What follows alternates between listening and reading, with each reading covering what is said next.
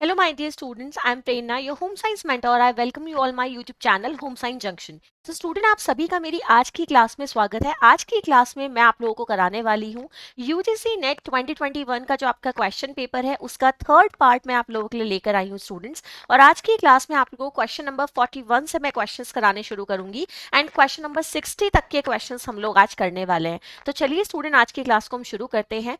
First question आप लोगों के सामने है स्टूडेंट। पहला क्वेश्चन देखिएगा। क्वेश्चन है student, egocentric thoughts can involve. आपको बताना है कि जो अहम केंद्रित विचारों में सम्मिलित हो सकते हैं वो इनमें से कौन से विकल्प है। ये आप लोगों का स्टूडेंट क्वेश्चन है। The lack of awareness that others see things from a different physical perspective, the inability to present their own perspective to others, failure to realize that others may hold thoughts, feeling and point of view that differ from theirs, being intentionally selfish and inconsiderate. So student आपको बताना है यहाँ पे question का answer क्या होगा। Question को एक बार अच्छे से देख लीजिएगा। क्वेश्चन है स्टूडेंट्स, अहम केंद्रित विचारों में सम्मिलित हो सकते हैं। ठीक है, सो आप लोगों का स्टूडेंट यहाँ पे आंसर क्या बनेगा? ऑप्शन नंबर बी आपका यहाँ पे आंसर हो जाएगा स्टूडेंट, यानी कि जागरूकता की कमी कि दूसरे एक अलग भौतिक परिक्षेप से भी चीजें देखते हैं। ठीक है, और दूसरा ऑप्शन क्या जाएगा स्टूडेंट यहाँ पे आप लोगों का? दूसरा ऑप्शन हो जाएगा अनुभव करने की असफलता कि अन्य व्यक्ति भी उनसे अलग विचार, भावनाएं और दृष्टिकोण को रखते हैं। ये दोनों स्टूडेंट आप लोगों के यहाँ पे ऑप्शन ठीक हो जाएंगे। एक बार इन्हें इंग्लिश में देख लेते हैं। ऑप्शंस क्या है student? The lack of awareness यानी कि जागरूकता की कमी, other see things from a different physical perspective के और लोगों का दृष्टिकोण भी कुछ और हो सकता है। ठीक है, फेलियर टू रियलाइज कि आपको ये पता ही नहीं चल रहा कि भाई ठीक है जो और लोग हैं उनकी कोई अपनी अलग फीलिंग्स हो सकती हैं, अपने अलग थॉट्स हो सकते हैं, उनके अलग पॉइंट ऑफ व्यू हो सकते हैं जो आपसे बिल्कुल अलग हो सकते हैं। तो आपका आंसर यहाँ पे ये दोनों ऑप्शन सेलेक्ट हो जाएंगे। आइए नेक्स्ट क्वेश्चन देखते हैं स्टूडेंट्स। क्वेश्चन आप लोगों के सामने है। क्वेश्चन देखिएगा, the major principle that governs growth are. आपको बताना है कि ग्रोथ से रिलेटेड आपके प्रिंसिपल यहाँ पे कौन से हैं। ठीक है ना, द मेजर प्रिंसिपल्स ये आप लोगों को बताना है। So cephalocaudal principle, proximodistal principle, principle of hierarchical integration and principle of the independence of system. ये स्टूडेंट आपके यहाँ पर क्या है स्टूडेंट्स? ऑप्शन दिए हुए हैं। तो अगर हम इन्हें सेलेक्ट करते हैं तो ठीक है, आप एक बार हिंदी में देखिएगा कि समृद्धि को नियंत्रित करने वाले प्रमुख सिद्धांत कौन से हैं। सफेलो कैजुअल जिसका मतलब क्या होता है स्टूडेंट कि जो विकास है वो कैसे होता है? आपका जो वृद्धि विकास है स्टूडेंट, जो मैं विकास की बात करती हूँ तो वो सिर से पैर की तरफ होता है। एंड प्रॉक्सिमोडिस्टल क्या कहता है स्टूडेंट कि अंदर से बाहर की तरफ होता है, यानी कि केंद्र से परिधि की तरफ होता है। ठीक है, श्रेणीबद्ध एकीकरण का सिद्धांत ये क्या कहता है स्टूडेंट? ये सिद्धांत खुद में ये कहता है कि पहले आपकी ना छोटी छोटी जो स्किल्स होती हैं, छोटे छोटे जो कौशल्स हैं इंसान के अंदर वो डेवलप होते हैं और वो अलग अलग डेवलप होते हैं। फिर स्टूडेंट ये सारे के सारे आपस में एक साथ मिल जाते हैं और एक कॉम्प्लेक्स स्किल का निर्माण करते हैं, यानी कि एक बड़ी कौशल का निर्माण करते हैं। तो पहले आपकी छोटी छोटी सारी स्किल्स अलग अलग डेवलप होती हैं, फिर वो एक साथ कंबाइंड होकर एक बड़ी स्किल का निर्माण करती हैं। ठीक है, क्वेश्चन का आंसर क्या बनेगा स्टूडेंट? ऑप्शन नंबर ए आपका यहाँ पे आंसर हो जाएगा। आप लोगों के ये चारों ऑप्शन स्टूडेंट यहाँ पे सही हो जाएंगे, यानी कि प्रणालियों की स्वतंत्रता का सिद्धांत, श्रेणीबद्ध एकीकरण का सिद्धांत, प्रॉक्सिमोडिस्टल एंड सफेलो कैजुअल, ये सब आपके यहाँ पर आंसर हो जाएंगे। आइए नेक्स्ट क्वेश्चन देखते हैं स्टूडेंट्स, आप लोगों के सामने है। क्वेश्चन देखिएगा, which type of speech is use in the example like other 2 years old Arjun can say माँ बाय बाय एंड बैल ब्रोकन। तो स्टूडेंट यहाँ पे अगर आप देखेंगे तो जो आपका ये होलोफ्रिस्टिक आपका जो ये टाइम होता है, स्पीच होती है, ये 1 वर्ड वाली है। ठीक है, जो टेलीग्राफिक स्पीच होती है स्टूडेंट, ये कौन सी होती है? जब बच्चा एक टेलीग्राम की तरह बोलता है, जब वो 2 शब्दों का यूज करता है।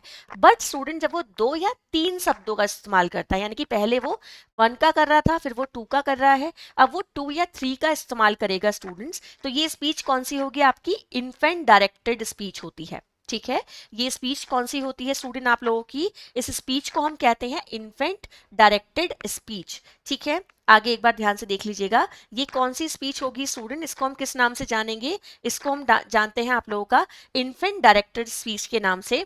और साथ में एक चीज और देख लीजिएगा स्टूडेंट, आप लोगों का एक और आंसर यहाँ पे कौन सा हो जाएगा स्टूडेंट? एक हो जाएगा आप लोगों का यहाँ पर टेलीग्राफिक स्पीच, क्योंकि आप लोग जानते हो कि जो आपकी टेलीग्राफिक है वो 2 वर्ड वाली है एंड आपकी इन्फेंट डायरेक्टेड 3 वर्ड वाली है। सो ये दोनों स्पीचेस स्टूडेंट यहाँ पे आ जाएंगी, क्योंकि पहला वाला एग्जाम्पल क्या कहता है? माँ बाय बाय, और दूसरा कहता है बेल ब्रोकन। सो ये आपका टेलीग्राफिक हो गया, ये आप लोगों का इन्फेंट डायरेक्टेड हो गया। ठीक है, तो इस तरह से आप समझ सकते हैं। क्वेश्चन का आंसर यहाँ पे क्या बन जाएगा स्टूडेंट्स, अगर आप इस क्वेश्चंस के आंसर को देखेंगे तो क्वेश्चन का आंसर आप लोगों का क्या होगा, एक बार अच्छे से देख लीजिएगा, ध्यान से देखिए स्टूडेंट। क्वेश्चन का आंसर बन जाएगा बी और डी ओनली। ठीक है, सो यानी कि आप लोगों का आंसर हो जाएगा तार एंड आप लोगों का शिशु निर्देशित, ये आप लोगों के सही आंसर हो जाएंगे। ठीक है, एक बार अच्छे से देख लीजिएगा स्टूडेंट। क्वेश्चन क्या था, उदाहरण में किस प्रकार की भाषा का प्रयोग किया जाता है जब 9 महीने की राधा की माँ उससे बात करती है तो वह छोटे सरल वाक्यों में आवृत्ति मूलक शब्दों का एवं उच्च स्वायत्तता का प्रयोग करती है, ये आप लोगों का क्वेश्चन है। सो इन्फेंट डायरेक्टेड एंड टेलीग्राफिक, क्योंकि आपको पता है कि होलोफ्रिस्टिक तो वन वर्ड वाली है, यानी कि एक शब्द वाली अवस्था है। ठीक है ना, तो ये तो एलिमिनेट हो जाएगा। आगे नेक्स्ट क्वेश्चन देखिए आप लोगों के सामने है। एक तरफ दी गई है स्टूडेंट बेसिक वर्च्यूज और दूसरी तरफ दी गई है आप लोगों की एरिक्सन की साइको सोशल स्टेजेस की आपकी स्टेजेस दी गई हैं। तो पहले मैं आप लोगों को बता दूं कि एरिक्सन ने टोटल कितनी स्टेजेस बताई थी, 8 स्टेजेस बताई थी। एंड आप लोग रिपीटेड देख रहे हो कि आपका 21 वाला पेपर और 22 वाला पेपर दोनों में ही इस थियरी से क्वेश्चन आए हैं। इसका मतलब ये थियरी आपकी काफी इंपॉर्टेंट थियरी है। ठीक है, यहाँ पे ध्यान से देखिएगा, आप लोगों के सामने ऑप्शन में है hope, will, purpose and competency, आपका फिडिलिटी। ठीक है, autonomy versus shame, initiative versus guilt, trust versus mistrust, and identity versus role confusion, industry versus inferiority. Question का आंसर अगर आप देखेंगे स्टूडेंट्स तो आप लोगों को मैं बता दूं कि ये जो थियरी है, इस थियरी को मैं आप लोगों को बहुत अच्छे से समझा भी चुकी हूँ। मैंने आप लोगों को इस थियरी के स्टूडेंट जो अलग अलग एजेस का टाइम है वो भी मैंने आपको बताया है। ठीक है, अब एक बार यहाँ पे आंसर्स को देख लेते हैं कि आंसर हमारे कैसे मैच होंगे। क्वेश्चन का आंसर क्या बनेगा स्टूडेंट, ऑप्शन नंबर ए आपका सही आंसर हो जाएगा। सबसे पहले क्या है स्टूडेंट, आशा है। आशा का मतलब क्या होगा स्टूडेंट, आपका विश्वास बनाम अविश्वास, यानी कि ट्रस्ट वर्सेस मिसट्रस्ट। ठीक है, जो इच्छा वाला ऑप्शन है स्टूडेंट आप लोगों का कहाँ कनेक्टेड हो जाएगा, स्वायत्तता बनाम शर्म में हो जाएगा, यानी कि आपका क्या हो जाएगा, जो शेम एंड गिल्ट वाला है। ठीक है, उद्देश्य, उद्देश्य किससे मैच होगा स्टूडेंट, पहल बनाम अपराध से होगा। ठीक है, सामर्थ्य किससे होगा स्टूडेंट आप लोगों का, उद्योग बनाम हीनता से होगा। ठीक है, एंड निष्ठा को हम किससे मैच कर देंगे स्टूडेंट, पहचान बनाम भूमिका भ्रम, यानी कि आपका पहचान बनाम भूमिका भ्रम आपका किससे रिलेटेड है, ये आपका ओल्ड एज से रिलेटेड है। तो मैंने आपको इससे पहले वाले पेपर में इनकी एजेस भी बताई हैं कि आखिर कौन से आपका किस टाइम में कौन सी एज से कनेक्शन है इन आपकी स्टेजेस का। ठीक है, तो चलिए आगे बढ़ते हैं स्टूडेंट्स, नेक्स्ट क्वेश्चन देखते हैं आप लोगों के सामने है। क्वेश्चन देखिएगा, आपकी लिस्ट 1 में क्या दिया गया है स्टूडेंट, प्रीनेटल पीरियड के आपके डिस्क्रिप्शन दिए गए हैं और दूसरी तरफ आपके प्रीनेटल पीरियड की स्टेजेस दी गई हैं, आपको इन्हें मैच करना है। तो स्टूडेंट देखिए यहाँ पे लिखा है embryonic period, germinal period, fetal period. ठीक है, this stage last from 8 weeks until birth and involves a differentiation of major organs from 2 to 8 weeks following fertilisation when the major organs and basic anatomy being developing. The first and shortest stage where the zygote begins to divide it and grow in complexity during the first 2 weeks following conceptions. तो student यहाँ पे आप लोगों का question हम देखेंगे और यहाँ आंसर सॉल्व करेंगे। तो देखिएगा, यह चरण 8 सप्ताह से जन्म तक रहता है और इसमें प्रमुख अंगों का विभेदीकरण सम्मिलित है। ठीक है ना, ये आपका पहला ऑप्शन है। निषेचन के बाद 2 से 8 सप्ताह तक जब प्रमुख अंग और बुनियादी शरीर की रचना विकसित होने लगती है। पहला और सबसे छोटा चरण जहां युग्मज गर्भधारण के बाद पहले 2 हफ्ते की अवधि से जटिल रूप में विभाजित और विकसित होना प्रारंभ कर देता है। तो पहले अगेन कुछ बेसिक जानकारी, वो बेसिक जानकारी क्या है स्टूडेंट, कि जो आपका मैं बच्चे के जन्म से पहले की बात करूं, ठीक है, तो स्टूडेंट वो समय काल जो कि आपका बिफोर बर्थ वाला होता है। ठीक है ना, जो बिफोर बर्थ वाला टाइम होता है स्टूडेंट आपका, जब तक बच्चे का जन्म नहीं हुआ होता, वो टाइम आपका क्या कहलाता है स्टूडेंट, प्रीनेटल पीरियड कहलाता है। ठीक है ना, ये आप लोग ध्यान रखिएगा। ये स्टूडेंट इस पूरे पीरियड के 3 आपके क्या होते हैं, चरण होते हैं, या आप कह सकते हो 3 इसके क्या होते हैं, फेजेस होते हैं। ठीक है ना, ये आप लोगों को याद रखना है। दूसरी बात स्टूडेंट की, आपका जो पूरा पीरियड है ये आपका 9 मंथ्स का होता है। ठीक है, और अगर मैं बात करूं स्टूडेंट तो ये 40 वीक्स का होता है। ठीक है, यानी कि 40 हफ्तों का होता है। और स्टूडेंट यहाँ पे अब इस क्वेश्चन के आंसर को अगर मैं देखती हूँ, क्वेश्चन का आंसर बनेगा ऑप्शन नंबर बी, यानी कि आपका वह चरण 8 सप्ताह से जन्म तक रहता है जिसमें प्रमुख अंगों का विभेदीकरण सम्मिलित होता है। ये टाइम कौन सा है, आपका डिम्बीय वाला। जो आपका निषेचन के बाद वाली जो अवस्था है वो आपकी भ्रूणीय वाली है। एंड पहला और सबसे छोटा चरण जो है आपका वो जननिकी वाला है। ठीक है।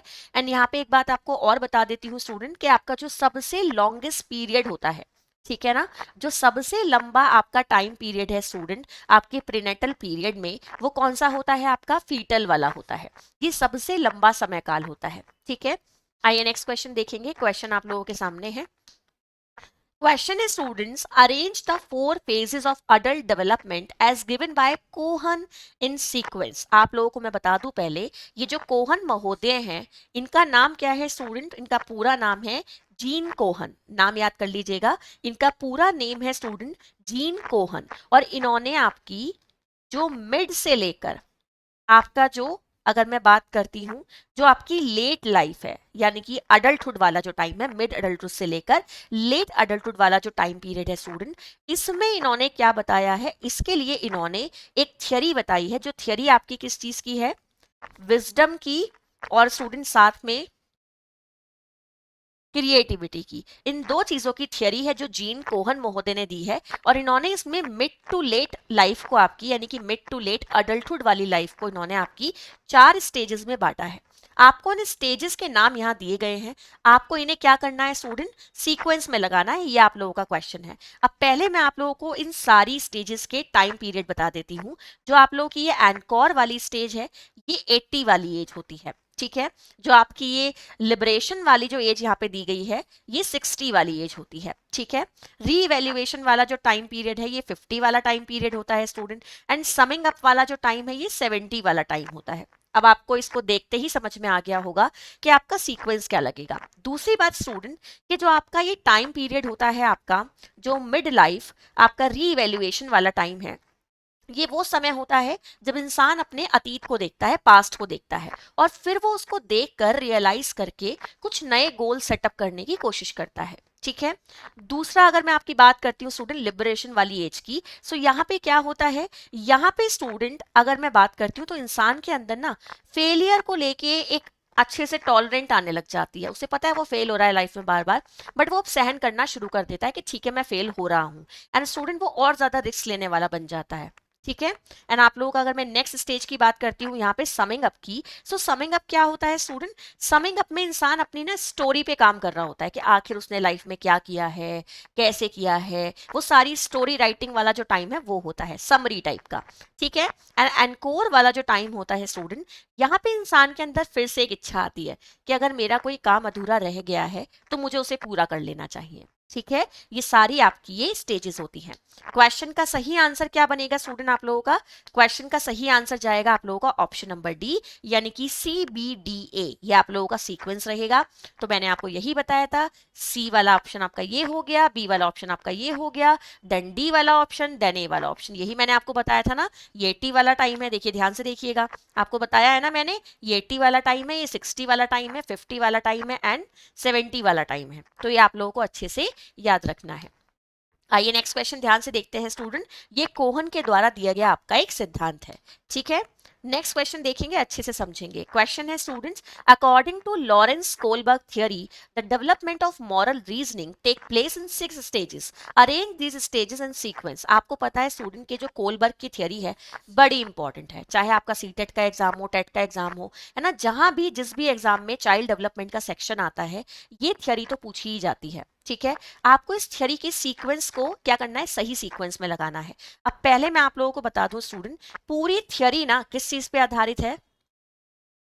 आपकी थिंकिंग प्रोसेस पे आधारित है। ये ध्यान रखिएगा, ये पूरी थ्योरी आपके थिंकिंग प्रोसेस पे आधारित है, सोचने की क्रिया पे आधारित है। ठीक है, universal ethic principle, authority and maintaining social order, interpersonal accord and conformity, social contract, self interest, obedience and punishment. आइए एक बार इनको देख लेते हैं स्टूडेंट्स। आप लोगों की इस थ्योरी की अगर मैं स्टेप्स को जानने की कोशिश करती हूँ, तो अगर आप अच्छे से इसे समझेंगे, सर्वव्यापक आचार शास्त्रीय सिद्धांत, अधिकार और सामाजिक व्यवस्था को बनाए रखना, पारस्परिक समझौते और अनुरूपता, सामाजिक अनुबंध, आत्महित और आज्ञाकारिता और दंड। अब देखो यहाँ पे एक चीज का ध्यान रखना, वो चीज कौन सी है स्टूडेंट? कि जब भी आपके अब मॉरल डेवलपमेंट की बात आ रही है, तो आपका मॉरल डेवलपमेंट कहाँ से शुरू होगा? अगर आप मॉरल डेवलपमेंट की बात करेंगे तो मॉरल डेवलपमेंट आपका बच्चे के स्टार्टिंग टाइम से शुरू होगा, ठीक है ना, एंड बाद में जाता जाता कॉम्प्लेक्स में बदल जाएगा। आंसर भी सेम वैसा ही होगा। जिन जिन ऑप्शंस में आपको क्या देखने के लिए मिलेगा, सिद्धांत, सोशल, ये सब देखने के लिए मिलेगा, वो बाद में ही जाएंगे, क्योंकि बच्चा एकदम से सोशल हो नहीं जाता है।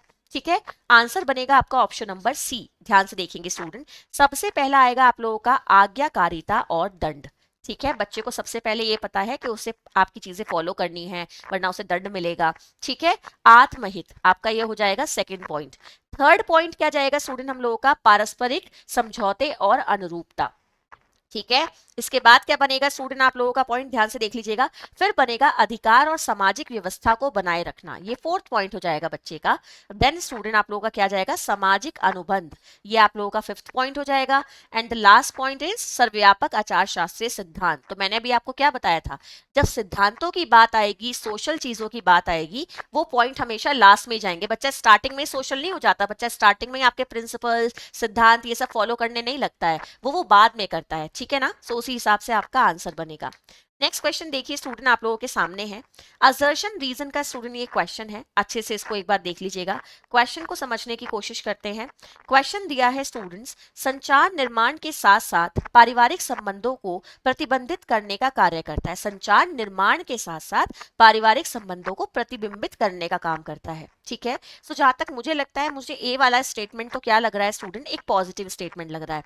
ठीक है, परिवार के सदस्य एक दूसरे के साथ इतना समय बिताते हैं कि वे संचार के सुगम मार्ग और संवेदन वैशिष्ट्य का उपयोग करते हैं, और जो एक बाहरी व्यक्ति को संचार से हटा सकते हैं। ठीक है ना, तो स्टूडेंट जब बहुत लंबे समय तक परिवार में आपस में लोग बात करते करते रहते हैं, तो फिर क्या होता है, वो कंफर्टेबल हो जाते हैं, फिर उन्हें हर तरीके की बातें एक दूसरे की समझ में आने लग जाती हैं। चाहे कोई सामने वाला बाहर का पर्सन बैठा भी हो, उसे पता भी नहीं चलेगा कि आपस में लोग बातें कर क्या रहे हैं, क्योंकि वो इतने फैमिलियर हो जाते हैं। वो सारे सारे जो उनकी ट्रिक्स होती हैं, जो आपके कम्युनिकेशन के शॉर्ट, आपके कहूं तो मैं सिग्नल्स होते हैं, वो हर चीज पहचान जाते हैं एक दूसरे की। सो क्वेश्चन का अगर आप आंसर देखोगे यहाँ पे, जैसे कि मैं बोल रही थी कि मुझे फर्स्ट ऑप्शन जो था स्टूडेंट, वो काफी पॉजिटिव स्टेटमेंट लग रहा था, वही आपका आंसर है कि आपका both A and R true and R is the correct explanation of A. मैंने आपको यही बोला था ना कि अगर मैं स्टेटमेंट देख रही थी तो पहला स्टेटमेंट पॉजिटिव लग रहा था एंड सेकंड एक्सप्लेनेशन भी सही है, तो आप लोगों का सही आंसर यहाँ पे फर्स्ट पॉइंट हो जाएगा। नेक्स्ट क्वेश्चन देखिए स्टूडेंट, आप लोगों के सामने है master roles are prepared under the programme. अब इस क्वेश्चन का सिंपल आंसर बनेगा, आप लोगों को इसे समझने के लिए ये जानना होगा व्हाट इज मास्टर रोल्स, आखिर ये मास्टर रोल्स होते क्या है।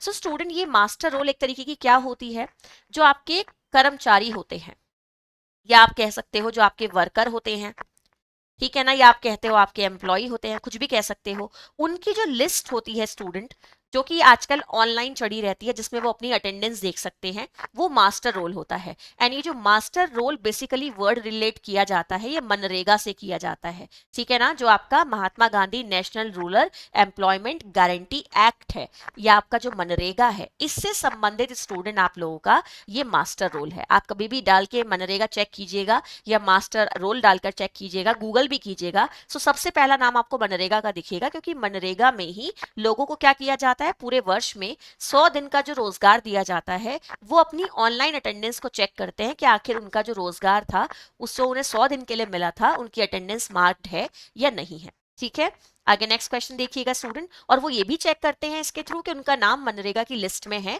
या नहीं है। ठीक है ना, which of the following is not a component of the service offered ICDS, integrated child development service. आप लोग जानते हैं आईसीडीएस के बारे में, 2 अक्टूबर 1975, है ना, तब आपकी क्या की गई थी, ये स्कीम शुरू की गई थी। तो ध्यान से देखिएगा स्टूडेंट, निम्नलिखित में से कौन सा आईसीडीएस के तहत प्रदान की जाने वाली सेवाओं का घटक नहीं है। तो आप लोग बहुत अच्छे से जानते हो कि भाई सप्लीमेंट्री न्यूट्रिशन तो आईसीडीएस देता है ना, इम्यूनाइजेशन देता है, रेफरल सर्विसेज देता है, बट फॉर्मल एजुकेशन आपको पता है स्कूल में मिलती है, कॉलेज में मिलती है, वो आपका आईसीडीएस नहीं देता है। ठीक है ना, और आप लोगों के क्वेश्चन में क्या है, नहीं वाली आपको बतानी है, तो इसलिए आपका आंसर क्या हो जाएगा, ऑप्शन नंबर थर्ड हो जाएगा। आइए नेक्स्ट क्वेश्चन देखते हैं, आप लोगों के सामने है स्टूडेंट्स, क्वेश्चन है licence to operate community radio station is generated by. जो सामुदायिक रेडियो स्टेशन होते हैं स्टूडेंट, उनको संचालित करने के लिए जो अनुमति प्रदान करता है वो कौन होता है? ऑप्शन है state government, ministry of information and broadcasting, Prasar Bharati corporation and department of telecommunication. So question का आंसर क्या बनेगा स्टूडेंट यहाँ पे? Ministry of information and broadcasting. ठीक है ना, क्योंकि आपके रेडियो की बात चल रही है, तो रेडियो ब्रॉडकास्टिंग सर्विसेज आप लोगों ने पहले से ही सुना होगा, आपस में बड़े इंटरकनेक्टेड होते हैं। ठीक है, सो क्वेश्चन का आंसर क्या बन जाएगा स्टूडेंट? यहाँ पे आपका आंसर बन जाएगा ऑप्शन नंबर बी। तो बी आपका सही आंसर है, इसको चेक कर लीजिएगा। एंड स्टूडेंट, जो आपके सामुदायिक रेडियो स्टेशन है, ये बेसिकली आपके किस चीज के लिए यूज किए जाते हैं? आपके कम्युनिटी अवेयरनेस के लिए यूज किए जाते हैं। ठीक है, जिससे कि आपकी जो भी जरूरी इंफॉर्मेशन है वो लोगों तक स्प्रेड आउट हो जाए। नेक्स्ट क्वेश्चन देखिएगा, आप लोगों के सामने है। क्वेश्चन है student, international literacy day is celebrated on. अंतरराष्ट्रीय साक्षरता दिवस मनाया जाता है 8 मार्च, आपका 8 मई, 8 सितंबर या फिर 8 ऑफ नवंबर। आप लोगों का क्वेश्चन है कि कब आपका अंतरराष्ट्रीय साक्षरता दिवस मनाया जाता है। ठीक है, क्वेश्चन का आंसर क्या बनेगा स्टूडेंट? 8 सितंबर आप लोगों का आंसर हो जाएगा। साक्षरता को आप समझ पा रहे हैं लिटरेसी के लिए है, सो लिटरेसी को स्प्रेड आउट करना, इंपॉर्टेंस को बढ़ाना, ज्यादा से ज्यादा लोग साक्षरता की तरफ बढ़े, साक्षर हों, ठीक है, स्ट्रॉन्ग करें नेशन को, इसके लिए आपका ये मनाया जाता है। और इस दिन स्टूडेंट आपका लिटरेसी के प्रमोशन के लिए, अवेयरनेस के लिए जो भी पॉसिबल एक्टिविटीज होती हैं, लाइक पोस्टर कंपटीशन एंड आपका डिबेट कंपटीशन, पोएट्री कॉम्पिटिशन्स, है ना, आपके जो एक्ट होते हैं, नुक्कड़ नाटक होते हैं, आपके डिबेट्स होती हैं, आपके स्पीचेस होते हैं, वो सब कराए जाते हैं। ठीक है, नेक्स्ट क्वेश्चन देखिएगा स्टूडेंट, क्वेश्चन आपके सामने है। PCPNDT act was enacted to prevent. आपको बताना है जो पीसीपीएनडीटी एक्ट है वो किस चीज को रोकथाम के लिए स्टूडेंट यहाँ पे तैयार किया गया था। अब पहले मैं आप लोगों को बता दूं कि आपका जो पीसीपीएनडीटी एक्ट है ये 1994 में स्टूडेंट बन गया था, बट इसको जो ऑफिशियली एक तरीके से पब्लिश किया गया वो 1996 में किया गया था। ठीक है, अगर मैं इसको हिंदी में लिखती हूँ तो इसका नाम क्या है स्टूडेंट, आप लोग नोट डाउन कर सकते हैं। पूर्व गर्भाधान और प्रसव पूर्व निदान, ठीक है, प्रसव पूर्व निदान तकनीक अधिनियम।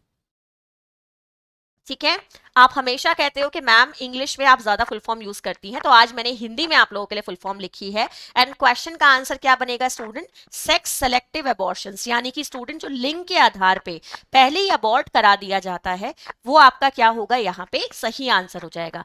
अब स्टूडेंट आप लोगों को इस क्वेश्चन के रिगार्डिंग मैं एक सजेशन दूंगी जो आपका आने वाले इस तरीके के और बहुत सारे क्वेश्चन पे काम करेगा।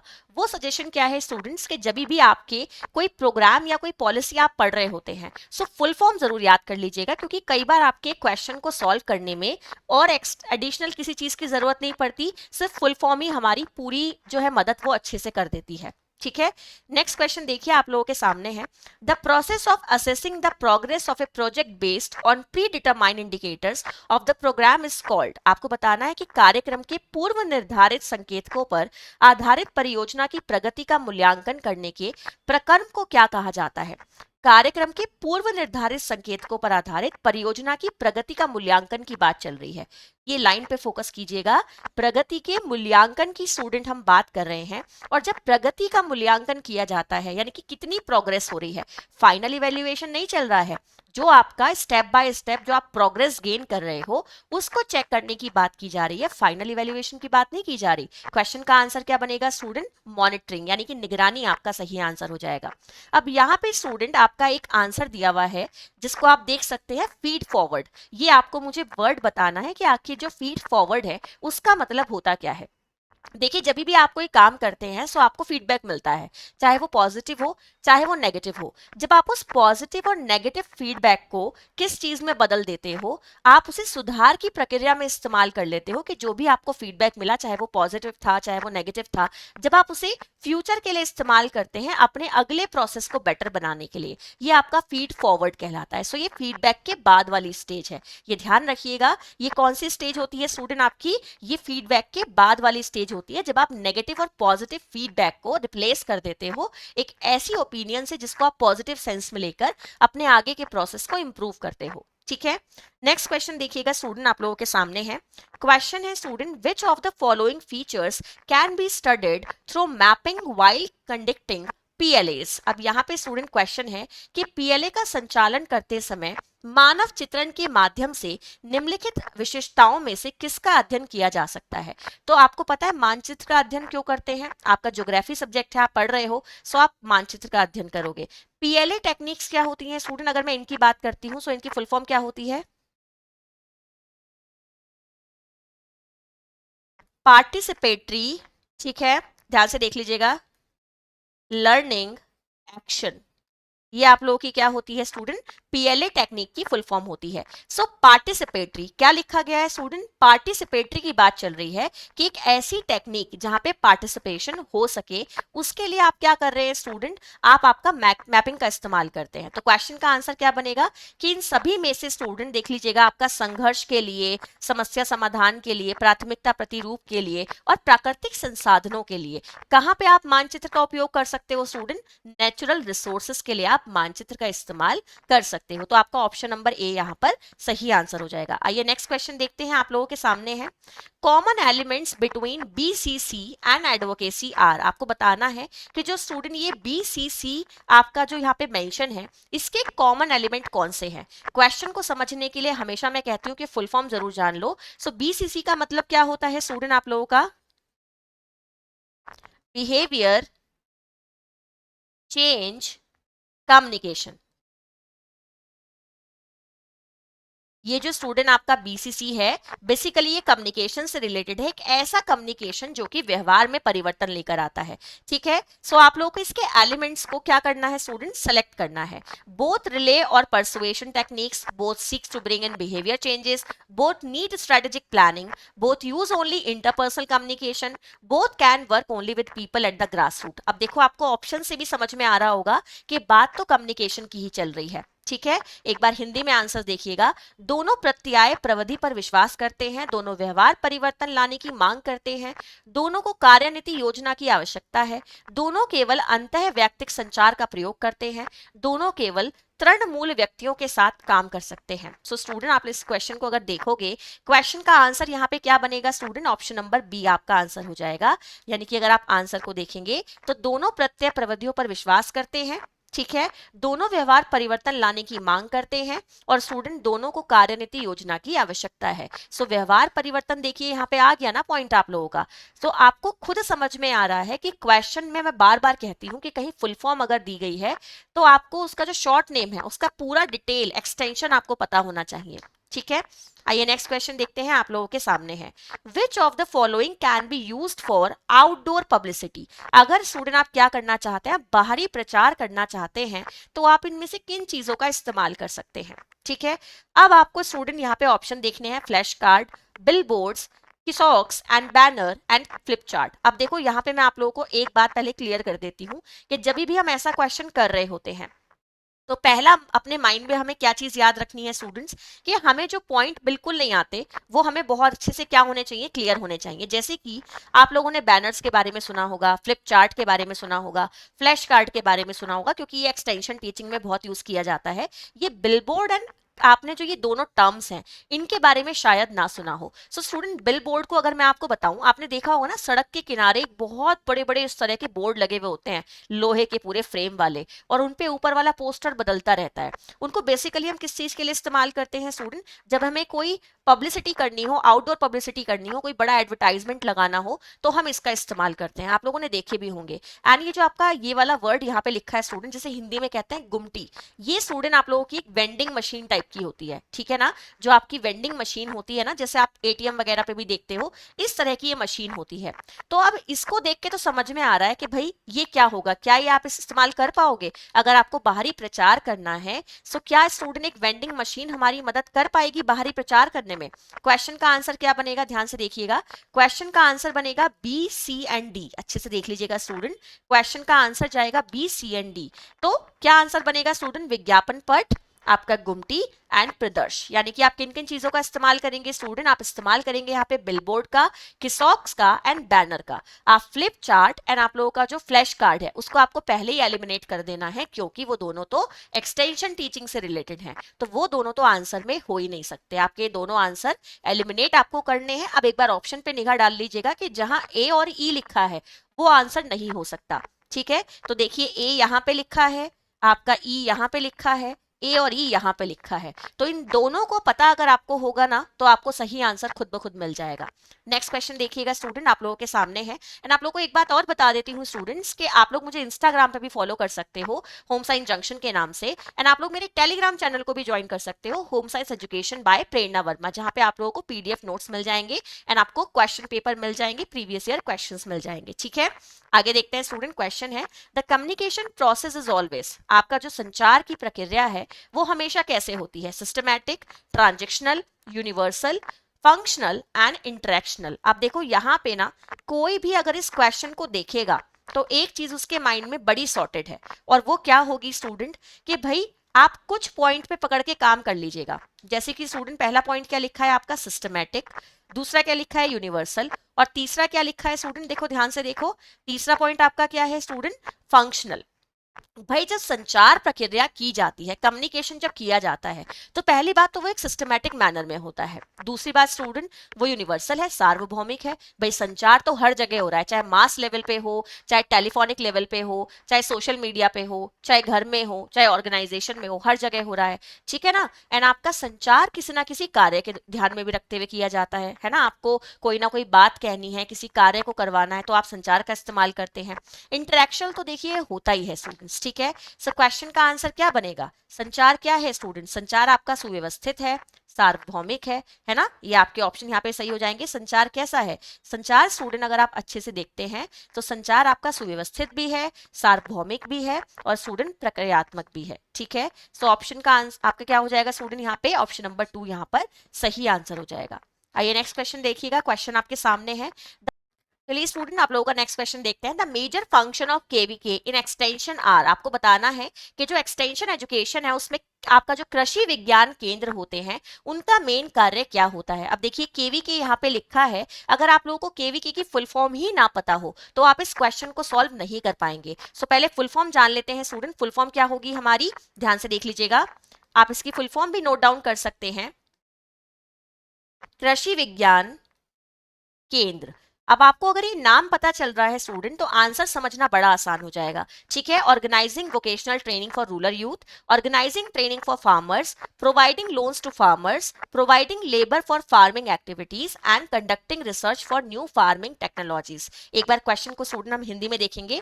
क्वेश्चन क्या है कि ग्रामीण युवाओं के लिए व्यवसायिक प्रशिक्षण का आयोजन, किसानों के लिए प्रशिक्षण का आयोजन, किसानों के ऋण उपलब्ध कराना, खेती के कामों के लिए श्रम प्रदान करना, और नई खेती प्रौद्योगिकों के लिए अनुसंधान का संचालन करना। ठीक है ना, ये आप लोगों के ऑप्शंस में दिया हुआ है स्टूडेंट। अगर आप एक बार आंसर की तरफ देखेंगे तो आंसर आप लोगों का क्या हो जाएगा स्टूडेंट, यहाँ पे ऑप्शन नंबर सी आप लोगों का आंसर हो जाएगा, यानी कि ए बी और ई स्टूडेंट आप लोगों का यहाँ पर आंसर बन जाएगा। तो एक बार ध्यान से देखिएगा, ए बी और ई, तो ए बी और ई वाला पॉइंट आप लोग सेलेक्ट करेंगे स्टूडेंट्स की ग्रामीण युवाओं के लिए व्यवसायिक प्रशिक्षण का आयोजन, किसानों के लिए प्रशिक्षण का आयोजन, और नई खेती तकनीकें जो है स्टूडेंट उनमें अनुसंधान का संचालन, ये आप लोगों का यहाँ पर सही आंसर हो जाएगा। आइए नेक्स्ट क्वेश्चन देखते हैं, क्वेश्चन आपके सामने है। अब यहाँ पे स्टूडेंट कम्युनिकेशन की थ्योरी दी गई है, ये आप ध्यान से देख लीजिएगा, ये कम्युनिकेशन की थ्योरी है, आगे उनकी कैरेक्टरिस्टिक्स है आपको मैच कर देना है। तो पहले आपको इन थ्योरी के बारे में मैं थोड़ा थोड़ा समझा देती हूँ। जैसे कि ऑथोरिटेरियन थ्योरी लिखा है, इसका मतलब क्या है स्टूडेंट कि संचार जो भी हो रहा है वो पूरी तरह से कंट्रोल में है, अधिकार में है। ठीक है, लिबर्टेरियन थ्योरी का मतलब क्या है कि जो संचार हो रहा है वो बिल्कुल मुक्त है, किसी के कंट्रोल में नहीं है। सोशल रिस्पॉन्सिबिलिटी थ्योरी कहती है कि जो भी आप संचार कर रहे हैं वो इस तरह से कीजिएगा कि वो सामाजिक सुधार में मदद करे, सामाजिक विकास में मदद करे। ठीक है, सामाजिक जिम्मेदारी को पूर्ण करने वाला होना चाहिए। एंड आपकी डेवलपमेंटल थ्योरी क्या कहती है कि जो भी आप क्या कर रहे हैं, संचार कर रहे हैं, वो विकास में योगदान देने वाला होना चाहिए। तो देखिए मैंने आपको कितने कम टाइम में ये चारों थ्योरी आपको एक्सप्लेन कर दी। अब अगर आप एक बार क्वेश्चन को देखेंगे तो आपको खुद ब खुद आंसर क्या होने लगेगा स्टूडेंट, समझ में आने लगेगा। तो सत्तावादी सिद्धांत, सत्ता, अधिकार, ठीक है ना, स्वेच्छा, फ्री है कोई इंसान, हम कहते हैं ना भाई स्वेच्छा से काम कर लीजिएगा, जब आप फ्री होते हो तो स्वेच्छा से काम करते हो। सामाजिक उत्तरदायित्व सिद्धांत, आपका क्या उत्तरदायित्व बनता है, विकास मीडिया। तो देखिए अगर आप क्वेश्चन को देखोगे तो आपको खुद ब खुद समझ में आएगा कि आंसर क्या हो जाएगा। अब स्टूडेंट आंसर की तरफ बढ़ते हैं। सत्तावादी सिद्धांत को आप किससे मैच करेंगे स्टूडेंट, समस्त मीडिया सरकार के अभिकर्ता है। ठीक है जी, नेक्स्ट है आपका स्वेच्छावादी सिद्धांत, ये किससे मैच हो जाएगा? समस्त मीडिया स्वतंत्र है, ठीक है। नेक्स्ट आता है आपका सामाजिक उत्तरदायित्व सिद्धांत। तो आप लोगों के स्टूडेंट जो सामाजिक उत्तरदायित्व सिद्धांत होते हैं, यहाँ पे आपका आंसर क्या हो जाएगा? समस्त मीडिया क्या है स्टूडेंट? उत्तरदायी है। एंड विकास मीडिया सिद्धांत, अब यहाँ पे स्टूडेंट आप लोगों का आंसर क्या बनेगा कि जो आपका विकास मीडिया सिद्धांत है, समस्त मीडिया समाज के विकास में सहायता करता है। तो स्टूडेंट देखिए, अगर आपको थियरी क्लियर समझ में आ रही थी तो आप लोगों को आंसर भी कितनी जल्दी मिल गया। तो इसलिए मैं कहती हूँ कि थोड़ा थोड़ा जस्ट आपको क्वेश्चन को देख के भी समझ में आ जाता है, उस पर आपको जरूर फोकस करना चाहिए, क्वेश्चन आपको अच्छे से जरूर पढ़ना चाहिए। तो ये थे स्टूडेंट हमारी आज के 20 क्वेश्चन जो हम लोगों ने आज की क्लास में सॉल्व किए हैं, जिनके हम लोगों ने डिटेल एक्सप्लेनेशन को समझा है। स्टूडेंट आप लोगों के लिए फिर मैं एक नई क्लास लेकर आऊंगी और वहां पे आपको आगे वाले 20 क्वेश्चंस को मैं सॉल्व करवाऊंगी। स्टूडेंट इस तरह से हम लोग अगले 2 दिन में अपने इस क्वेश्चन पेपर को पूरा करके इससे प्रीवियस वाला जो हमारा पेपर रहेगा उस पर फोकस करेंगे। तो स्टूडेंट जब तक आप लोगों का एग्जाम होगा, लगभग आप 5 से 6 पेपर कर चुके होंगे एंड आप लोगों को उनसे बहुत ज्यादा हेल्प मिलने वाली है आपके अपकमिंग एग्जाम में। सो आई होप आपको ये क्लास अच्छी लगी होगी। अच्छी लगी है तो जल्दी से लाइक शेयर कर दीजिएगा एंड बेल आइकन को प्रेस कर लीजिएगा, जिससे कि जो भी मेरी अपकमिंग क्लासेस के नोटिफिकेशन रहे वो आप लोगों को स्टूडेंट टाइमली मिलते रहे। सो बाय, टेक केयर।